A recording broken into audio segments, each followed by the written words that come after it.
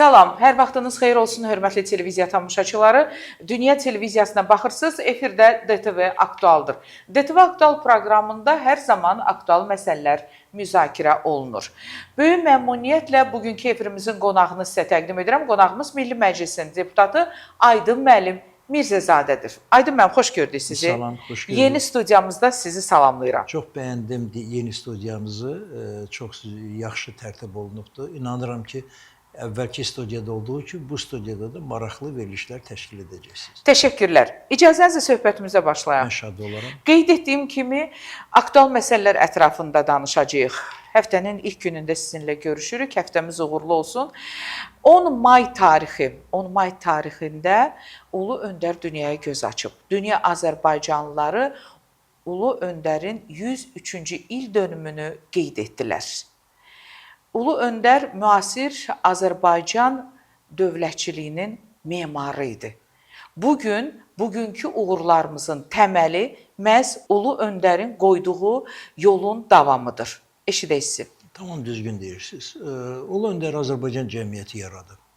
Öz qədim tarixi ilə, mədəniyyəti ilə, həm köklərinə bağlı, həm müasirliyə bağlı olan bir cəmiyyət özünün böyük oğlu Heydər Əliyevə yaratdı. Amma iş burasındadır ki, o böyük insan da Azərbaycan cəmiyyətini daha yüksək zirvələrə qaldırdı. O sanki bu dünyaya Azərbaycan xalqının ağır problemlərini həll etməkdən ötürü gəlmişdi. Xalqımız 200 il bundan əvvəl öz dövlət müstəqilliyini itirmişdi. Üç böyük imperiyanın arasında parçalanmışdı və xalqımızın problemləri ilə ciddi surətdə heç bir hakimiyyət məşğul olmurdu. Nə təhsili, nə səhiyyəsi, nə yeniliyi ilə, kadrlarından istifadə edilməsi ilə, mədəniyyətin inkişaf etdirilməsi ilə Azərbaycan xalqı vaxtaşırı tarixin səhnəsində böyük oğullar çıxardırdı. Onlar da əlbəttə xalqımız üçün böyük işlər gördülər. Amma xalqın ən böyük problemlərini həll edəcək insan Heydər Əliyev oldu.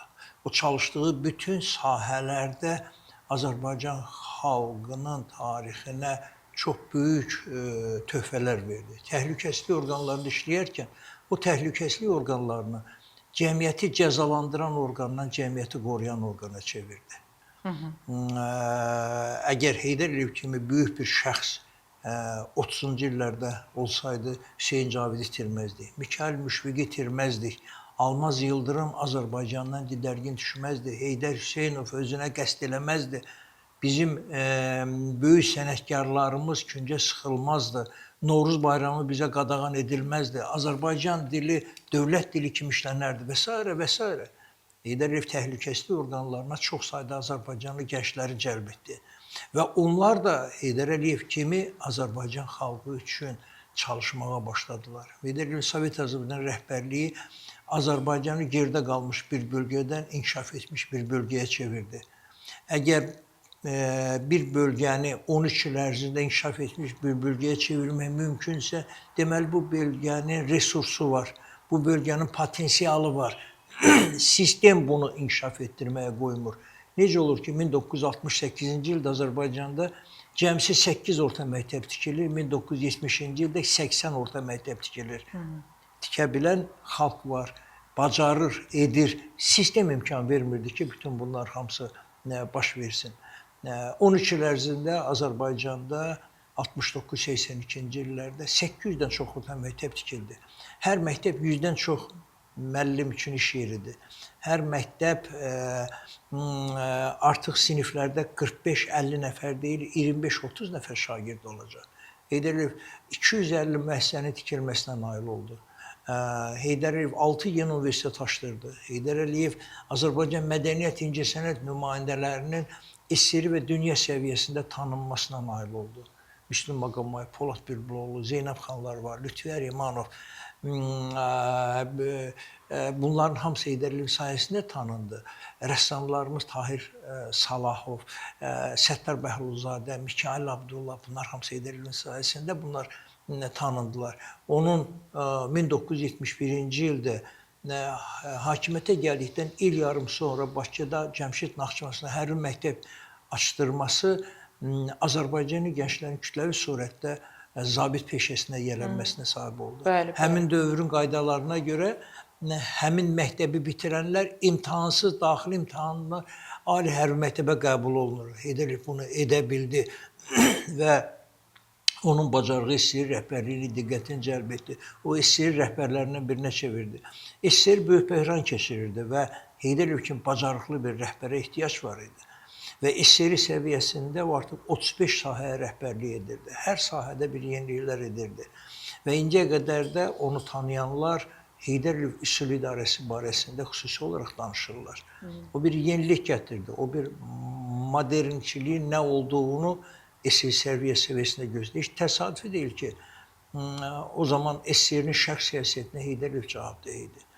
Heç təsadüfi deyil ki, onun xarici ölkələrə səfəri dünya mətbuatının diqqətində olurdu. Dünya mətbuatı onu SSR-nin gələcək rəhbərlərindən biri kimi görürdü. Amma o dövr konservativ SSR elitası onun böyük siyasətdə olmasına imkan vermədi. Mikhail Gorbaçov və onun komandasına populist adamlar lazım idi. Boş-boş danışaraq konkret iş görməyən insanlar lazım idi. Heydər Əliyev bellərindən deyildi. Eyni zamanda erməni millətçilərinin Moskva elitasındakı rolu da onun böyük siyasətə uzaqlaşdırması. Məqsəd Qarabağı ələ keçirmək idi. Düzdür, 94-cü ilə qədər Qarabağı ələ keçirdilər. Amma 30 il ərzində ermənilər orada nə qazandılar, nə yaratdılar, nə düzəltdilər. Həmin o torpağı işğal etmək onlara nə verdi? Onlara dəstək verən xarici dairələrə nə verdi? Heç nə. Amma Heydər Əliyevin sonra Naxçıvana rəhbərlik etməsi Naxçıvanın Ermənistan tərəfindən işğalının qarşısını aldı. Onun müstəqil Azərbaycan rəhbərlik etməsi Azərbaycanın doğrudan da müstəqil olmasına nail oldu. Heydər Əliyev olmasa vətəndaş müharibəsi başlayacaqdı və 10 illiklərlə davam edəcəkdi. Gəlin şərq ölkələrinə baxaq, qonşuluqlarımız da müharibə bitmək bilmir. Təbii sərvətləri xarici mərkəzlər tərəfindən istismar olunur. Amma xalq inkişafdan qalır. Xalqın başı ancaq müharibəyə, özünü salamat qurtarmağa yönəlir. Heydər Əliyev Azərbaycanı məhv olmaqdan, müstəqilliyi itirməkdən qurtardı. Heydər Əliyev xalqa inam verdi. Xalqın özü öz hüququnu müdafiə etməsinə gəlir. Heydər Əliyev məhdud çərçivədə SSR dövründə böyük nailiyyətlər əldə etdi. Heydər Əliyev çətin dövrdə müstəqil dövlətin nə demək olduğunu göstərdi. Və onun atəşkəs əldə edildikdən sonra bütün resurslar Azərbaycanın inkişafına, güclü dövlətin qurulmasına, silahlı qüvvələrin qurulmasına, neft kontraktının Azərbaycan üçün faydalı şərtlərinin bağlanmasına gətirib çıxardan fəaliyyəti bugün öz nəticəsini verir. Bəli, bəli. Onun siyasi məktəbinin uğurlu yetirməsi, Cənab İlham Əliyevin Azərbaycan rəhbərliyi Azərbaycanı daha da güclü etdi. 2003-cü ildə Azərbaycanın büdcəsi cəmsi 1 milyard ABŞ dolları səviyyəsində idi. 2026-cı il üçün isə bizim büdcəmiz artıq 24 milyard dollara gəlib çatıb. Azərbaycanın bugün valyuta ehtiyatları 80 milyard dollardan çox. Azərbaycan bugün öz problemlərini həll edir. İnfrastruktur yenilənir. Torpaqlarımız işğaldan azad olundu. Həmin o ərazilər bərpa edilir. Bütün bunlar hamısı Heydər Əliyev siyasi kursunun nəticəsi idi. Və Azərbaycan xalqı, hər bir Azərbaycanlı qazandığımız uğurların hər birində Heydər Əliyev fəlsəfəsinin, Heydər Əliyev imzasının olduğunu bir daha özünə hesabat verir. Bəli, güclü dövlət, güclü iqtisadiyyat və milli iradə qələbəni təmin etdi. Azərbaycan Respublikasının prezidenti İlham Əliyev və ölkənin birinci vitse-prezidenti Mehriban xanım Əliyeva ümummilli lider Heydər Əliyevin anadan olmasının 103-cü ili ilə əlaqədar Fəxri Xiyabanda Heydər Əliyevin abidəsini ziyarət etdilər. Hər zaman o səhnəni gördükdə mən ata vəsiyyətini yerinə yetirdim. O sözlər qulağımızda səslənir. Cənab Prezidentimiz Heydər Əliyev siyasətinin ən uğurlu davamçısıdır. Bəli. Amma eyni zamanda Heydər Əliyevin oğludur. Əlbəttə, Heydər Əliyev bir ailə nümunəsi ortaya Bəli. qoydu. Vətən üçün uğurlu bir övlad yetirdi və ailə söhbətlərində əlbəttə ailə dəyərlərlə yanaşı eyni zamanda Azərbaycanın problemləri, inkişaf məsələləri də çox yəqin ki, dəfələrlə söhbət edilibdir. Və bu söhbətlərdə cənab prezidentimiz özü üçün gələcək orientirləri müəyyənləşdirir. Bu torpaqların işğaldan azad edilməsi idi. Bu Azərbaycan vətəndaşının təhlükəsiz yaşaması idi. Onun sosial problemlərin həlli idi. Bu Azərbaycanı daha müasir etmək idi. Baxın, elə bir il yoxdur ki, Azərbaycanda möhtəşəm bir beynəlxalq tədbir keçirilməsin. COP29 yüksək səviyyədə keçdi. Bir neçə gündən sonra Bakıda Ümumdünya Şəhərsalma forumu keçirildi. Bəli. Bu sadəcə o növbəti dəfə hansısa bir ölkədə tədbirin keçirilməsi deyil. Bu, həmin ölkənin təcrübəsinin öyrənilməsidir. İşğaldan azad olunan zonalarda, orada mina təhlükəsi var idi. Minalardan təmizləmə böyük pullar və eyni zamanda böyük vaxt aparır. Bunu edə bildik.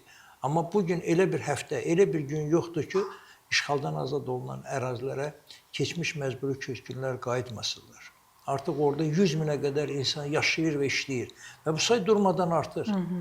Və orada işləyənlərin bir qismi artıq həmin torpaqlarda qalmaq istədiyini bildirir. Qoy qalsınlar, bu vətənin bir hissəsidir. Və istənilən adam orada torpaq götürüb özünə tikə bilir, biznes qura bilir. Və biz ərazi bütövlüyümüzə nail olmuşuq. Biz cəmiyyətimizin bugün dünyanın inkişafa aparan qaydaları ilə inkişaf modelinə nail olmuş. Bunun hamısının əsası onlar tərəfindən qoyulub, cənab prezidentimiz tərəfindən qoyulubdur. Və onun vaxtaşırı işğaldan azad olunan ərazilərə səfəri, orada açılışlar etməsi, onun insanlarla səmimi söhbəti və son söhbətdə bir şəhid atasının özünü pis hiss edərkən cənab prezidentimizin ona necə diqqətlə yanaşması, bunun özü bir daha göstərdi ki, cənab prezidentimiz hər birimizin qayğısı ilə yaşayır, cəmiyyətin qayğısı. Bu heç də asan məsələ deyil. Heç də asan məsələ deyil. Söhbət puldan, təbii sərvətdən getmir. Baxın, dünya əvvəlki dünya deyil. Dünya İkinci Dünya müharibəsindən sonra qurulan qaydalarla artıq idarə oluna bilmir. Yeni bir sistem lazımdır. Müharibələr, özü də artıq böyük müharibələr dayanmaq bilmir. Özü də Azərbaycan sərhədləri yanında baş verir. Ticarət pozulur, məhsulların qiyməti qalxır, daşınmanın qiyməti qalxır və s. və s. Bütün bunlara baxmayaraq Azərbaycanın stabilliyini qoruyursaq. Bir neçə gün bundan əvvəl cənab prezident Çexiyanın baş naziri ilə görüşdə maraqlı bir fikir dedi. Azərbaycan manatı 8 ildir ki, stabildir. Vətəndaşımız bilməli ki, bu asanlıqla başa gəlmir. Qonşu dövlətlərdə milli valutalar bahalaşır. Aydın məsələdir. Qurulmuş zəncir dağılanda daha yaxşısını qurmaq mümkün olmayanda bu baş verir. Amma Azərbaycanda göründüyü kimi biz ölkəmiz buna nail olub. Ölkəmiz deyəndə rəhbərimizin apardığı siyasət əlbəttə, onun apardığı siyasətin nəticəsidir. Cənab prezidentimiz işğaldan azad olunan ərazilərə sadəcə səfər etmir. Və əlamətdar günlərdə hər zaman biz cənab prezidentin səsini Qarabağdan eşidirik. Baxın, ailəsi ilə birgə. Siz demiş, Novruz bayramlarında bir qayda olaraq o işğaldan azad olunan ərazilərdədir. Əlamətdar gün 10 mayda bir qayda olaraq işğaldan azad olunan ərazilərdir. Hətta özü üçün özəl gündə, özünün ad günündə, 24 dekabrda belə o mütləq şəhid ailələrini, məcburi köçkünlərin yanında olur. Və onun hər bu səfəri böyük açılışlarla, xəbərlərlə zəngin olur. Bəli, yeniliklərlə. 365 səhv etmirəmsə, ailə geri qayıtdı Şükürbəyli kəndinə. Dedi, yenə də ikinci mərhələdə kənd salınacaq. Sadəcə kənd salınma deyil, bunun məktəbi, xəstəxanası, yanğın söndürmə məntəqəsi, polis məntəqəsi, onun digər kommunal xidmətlər, onların hamısı təmin olunur. İşlə təminat məsələsi çox ciddi surətdə əvvəldən işlənir. Və eyni zamanda insanların öz biznesini qurması üçün də şərait yaradılır. Və Azərbaycan xalqı işgüzar xalqdır, öz işini qura bilir. Dövlət də bu məsələdə ona dəstəkdir.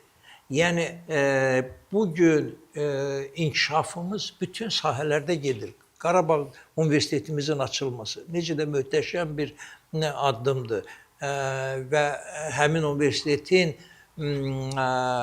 yeni ixtisaslar açılır, tələbə sayı durmadan artacaqdır.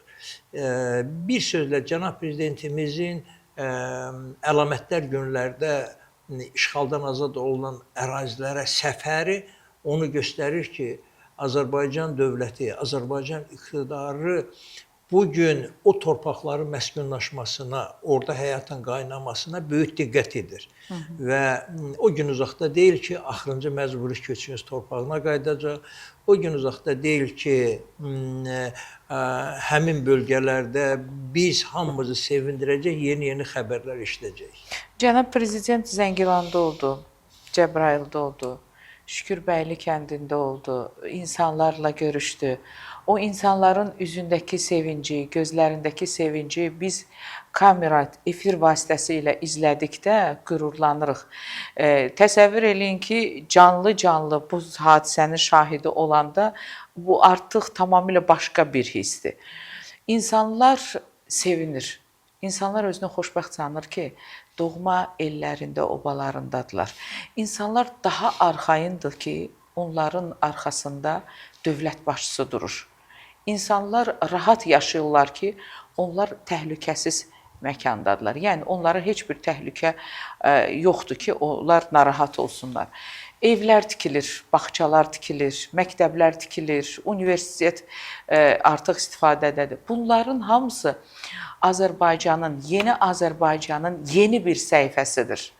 Bunların hamısı Cənab Prezidentin apardığı siyasətin nəticəsidir. Uğurlu bir siyasətin. Bir məsələyə toxunmaq istərdim. Ermənistan seçki ərəfəsindədir. Nikol Paşinyan müsahibə verərkən belə bir fikir işlətmişdi ki, bu Qarabağ heç vaxt Ermənistanın olmayıb. Əgər onun söylədiyi fikri söyləyirəm. Əgər Qarabağ Ermənistanın olsaydı, orada bizim bir məktəbimiz, bağçamız olardı. Özləri söyləyirlər.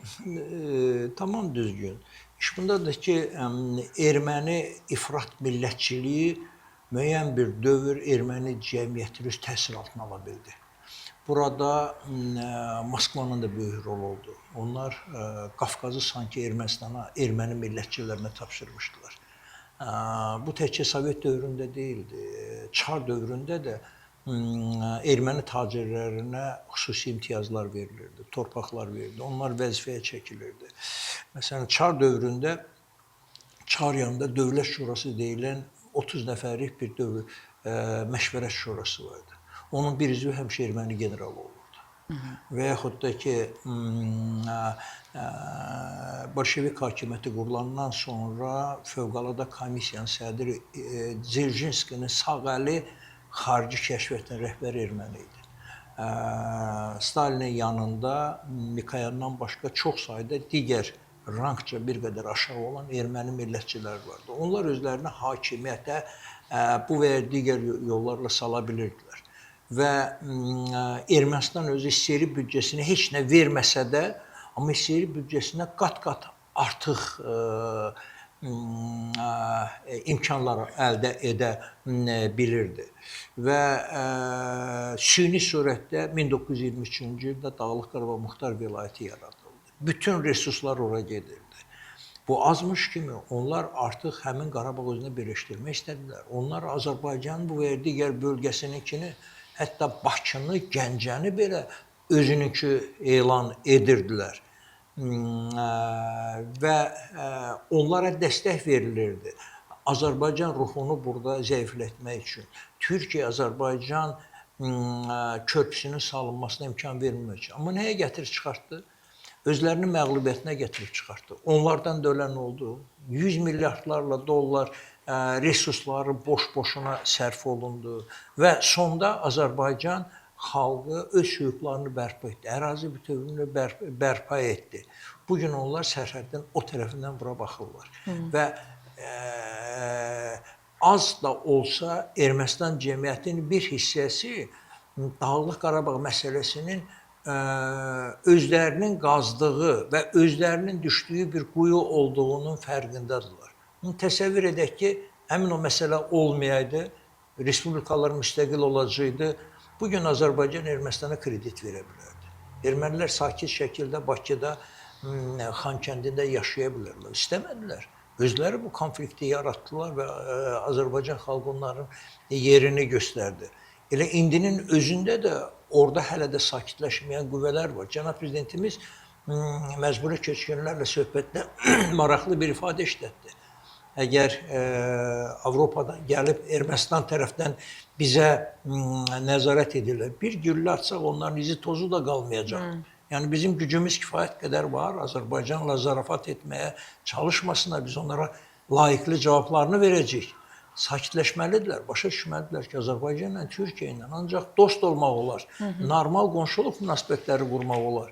Və əgər Ermənistan konstitusiyasından Azərbaycana iddia edilən müddəanı çıxartsalar, Azərbaycan ərazi bütövlüyünü tanısalar, Azərbaycanla normal qonşuluq münasibətində yaşamaq istədiklərini göstərsələr, Azərbaycan da müvafiq hərəkət edəcək. Etməsələr, nə edəcəklərsə iki qat cavabını alacaqlar. Azərbaycan 30 il Ermənistansız yaşayıbdır. Amma görünən odur ki, Ermənistan Azərbaycansız yaşaya bilmir. Bugün yanacaq Azərbaycandan gedir. Gübrə, taxıl, digər sərvətlər Azərbaycan ərazisindən gedir. Azərbaycanla normal münasibətlər qursalar, erməni maşınları, insanları Azərbaycan ərazisindən keçməklə sakit şəkildə Rusiyaya keçə biləcəklər. İndi hal-hazırda onlar Gürcüstanda hərbi Gürcüstan yolu ilə keçirlər. O isə qış dövründə həmin yol bağlanır. Eyni zamanda həmin yolun ötürücülük qabiliyyəti çox zəifdir. Azərbaycan kredit verə bilər. Ermənistan orduya xərclədiyi vəsaitin əhəmiyyətli hissəsini özünün sosial məsələlərini həll edə bilər. 6 illik nisbi sülh Ermənistana nə verdi? Ermənistan hərbi xidmət müddətini 2 ildən il yarıma endirdi.